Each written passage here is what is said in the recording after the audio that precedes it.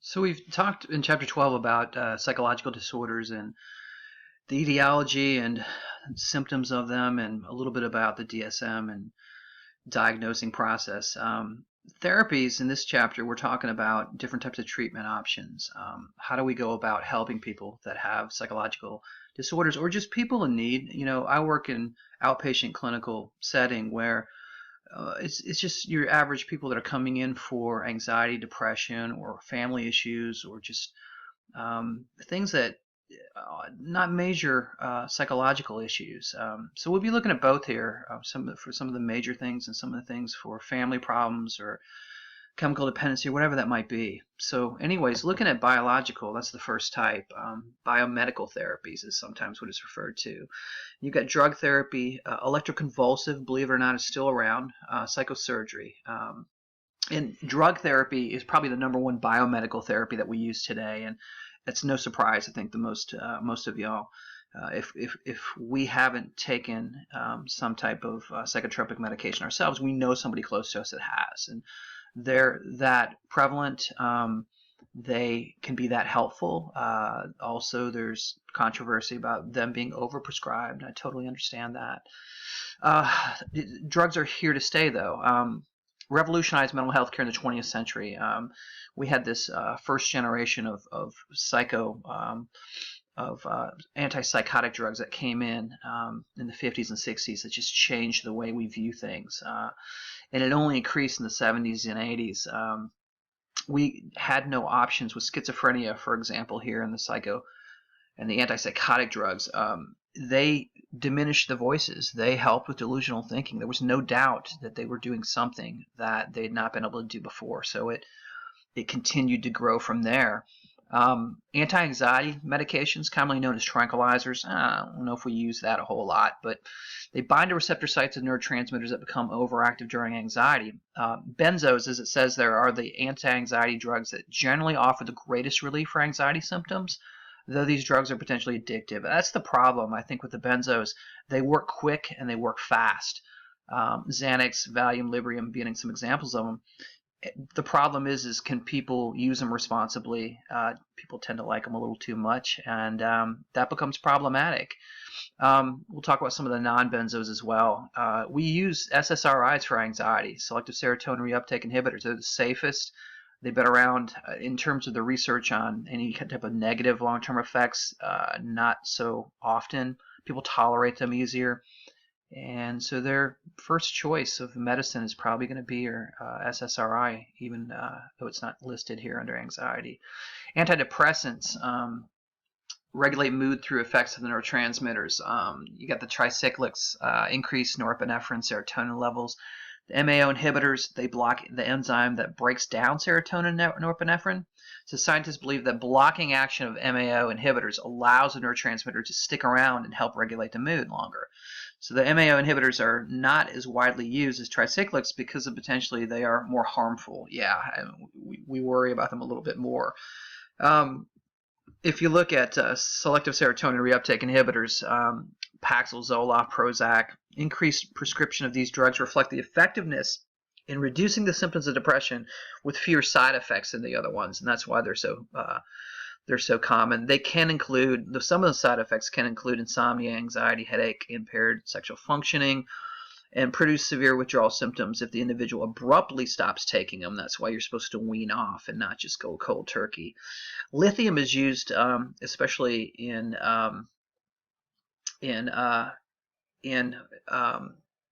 lithium, we hear it more associated with bipolar disorder. Was one of the first drugs that was effective with bipolar. It's still around today, still used widely today. But you got to be careful because the effective levels of it are close to being very problematic. So you have to get blood tests done weekly or biweekly to manage that, because they do have to take it in high levels in order for it to be effective. But taking too much could potentially be fatal. So it's a tricky type of medicine. How Prozac works, you can kind of see here, you guys, with the neurotransmitter serotonin being released, and basically it blocks these receptor sites temporarily, so the serotonin can free float within the synaptic gaps between the neurons, and in theory allows for us to it regulates mood, it regulates anxiety and depression, so it allows for us to have more of that free floating in our brains, and it doesn't get sucked up into these receptor sites too quickly. Reabsorption, high reabsorption can prohibit enough serotonin from flowing within those synaptic gaps. It's kind of the idea. The neuroleptics, like I said, it changed the way we treat schizophrenia today and major psychotic disorders. Some of the side effects: dysphoria, lack of pleasure, tardive dyskinesia, movement disorder. The newer ones have gotten a whole lot better. The second generation, third generation of antipsychotic meds or neuroleptics have less of the dysphoria, tardive dyskinesia, but still potential side effects. And we would treat people with the first generation, and they wouldn't hear voices, they wouldn't see any, they wouldn't have visual hallucinations. They wouldn't have false idea like the government's trying to get me or they're trying to poison me or something. But they couldn't do the work they did before. They couldn't have the life they had before because it definitely caused a lack of pleasure. And sometimes these irritable movement disorders.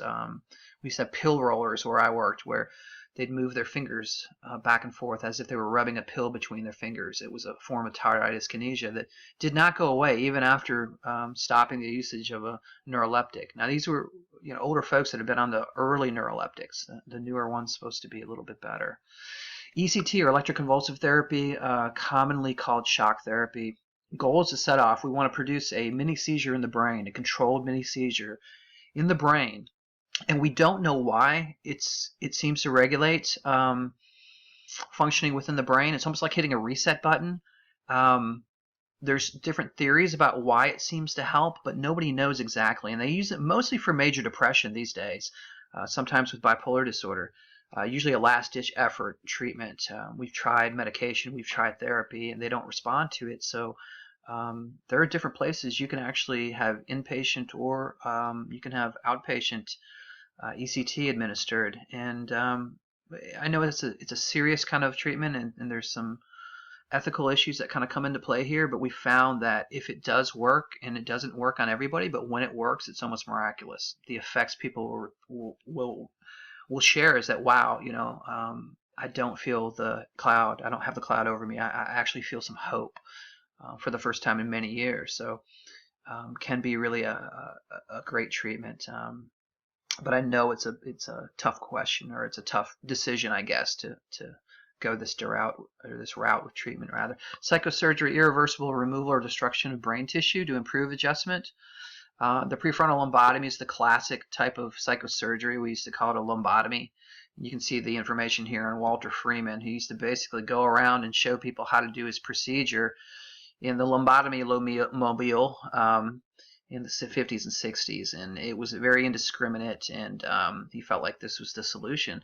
The problem is we basically, severing that frontal lobe took a lot of that personality away from a person. And yeah, they're not disruptive anymore, they're not hearing voices, they're not causing problems, but are they truly with us anymore? I mean, there was a lot of questions that came into play ethically about this procedure. We do have modern day types of psychosurgery that still it's a serious kind of treatment, but for some conditions it's been kind of effective.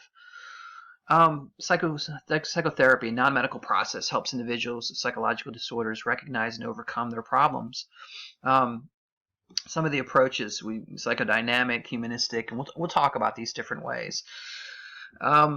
If you look at the psychodynamic theories, remember this is all about the unconscious, and this is what Freud was getting into with his analytic theory. The unconscious mind, extensive interpretation by the therapist of early childhood experiences or dream interpretation.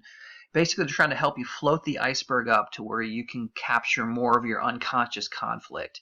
And the theory is if you can resolve that in the here and now and better integrate that into yourself, that you can maybe it'll maybe help with unfinished business of the past.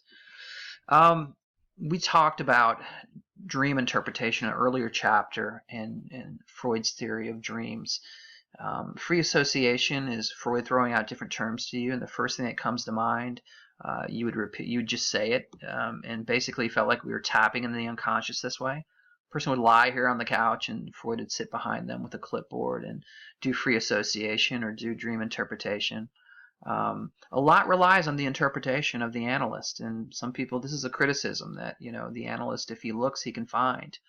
And we're dealing with unconscious elements. We're dealing with dreams. We're dealing with memories, and sometimes the reliability and of this can be called into question. Free association, encouraging individuals to say out loud whatever comes to mind. Catharsis is what you're trying to get at. Release of emotional tension when reliving emotionally charged or conflicting experiences. That whole, there's kind of a joke in mental health of therapists trying to get their clients to cry or trying to get them to elicit these emotions, but that's sometimes what they believe is healthy and healing, is being able to, in a very safe place, have a cathartic moment where you're able to let something out for the first time or share something for the first time and truly experience it in a safe place with somebody that cares for you, that's trying to help you with this. In interpretations, search for symbolic hidden meaning. I already mentioned that a little bit. In dream analysis, I'm not going to go into this because we did cover it in an earlier chapter, but I want you all to read through it in chapter 13. And according to Freud, every dream, even our worst nightmare, contains a hidden disguised wish. Nightmares might express a wish for punishment, or the sheer horror we feel during a nightmare itself might be in disguise, or might be the disguise itself. In psychoanalysis too, and remember, psychoanalysis is something that you would do multiple times a week for sometimes many years of your life. In fact, it was kind of trendy to have your analyst, and people would name drop about the analyst that they saw, and it was, for the upper crust, I go to my analyst and I explore my unconscious and try to get to know my inner self, etc., etc. Transference, an issue transferring onto the therapist or onto the doctor. It's kind of like putting all of your emotions onto that person. Your gratitude for getting better, I transfer onto my analyst or my doctor. And in transference, some people use it to their advantage and some people don't like transference. When I'm working with people, if transference is occurring, I'm trying to help them better understand why they're transferring onto me. And they can transfer onto you in a positive way or a negative way. They can love you and think you're the greatest, or they can start to be very nasty and very negative towards you. And you try to figure out what that's about. Why are they transferring onto you, and what's the meaning of it? There's also counter-transferring, where the doctor or the therapist would counter-transfer onto the therapist or the patient. Onto the patient or the client. And you have to better understand what that's about as well, because that can get in the way of therapy. So you really want to, I think, make these things aware and talk to your client or your patient about any possible transference or countertransference taking place. I'm going to go to humanistic therapies, client-centered therapies. Carl Rogers was big into pioneering a lot of this. And basically, Carl would be himself. Rogers would be authentic in who he was. He wasn't like Freud, who would kind of stay behind a clipboard and not share much of his life. Carl Rogers would self-disclose because he felt like having an authentic relationship with you would develop rapport, would develop trust, which he thought was very important for a therapeutic relationship. And he dealt in the here and now, not so much your past and inner conflict, but in things that you wanted to change. They would develop goals in therapy and try to stay in like I said, what you're conscious of, what you're aware of in your current life, and not so much your childhood and dreams and things like that.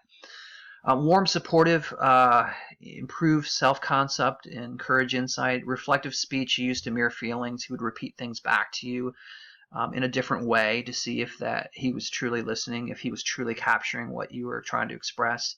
The therapist must enter into an authentic relationship with the client. That was the cornerstone of Carl Rogers type therapy, or client-centered therapy is what he called it, which is a form of humanistic. Behavioral techniques, we use these, we like them, we can change behavior, we can manipulate behavior, we can help with addictions, we can help with habits or problems through classical conditioning and operant conditioning. You guys remember from chapter 5. Systematic desensitization is exposing you to things slowly. It's kind of like baby steps towards overcoming something.